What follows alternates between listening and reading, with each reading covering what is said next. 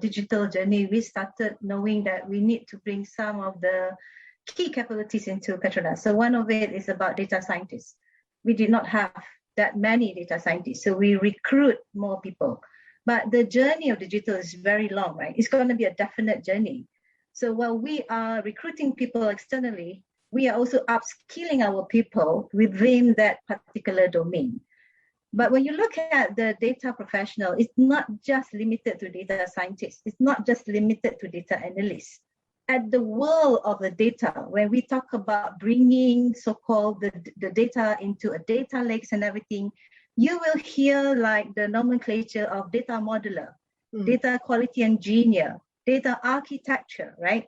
So the way we do things in PETRONAS, if we need to understand which of the role that we want to make sure that we have an internal people. We keep these people within the organization because these are the roles that are very key to strategize, to shape, and to innovate.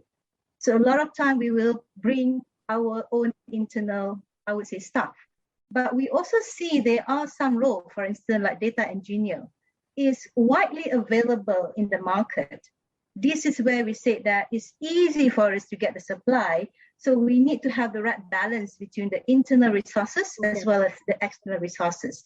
So we need to have the right strategy between all these components.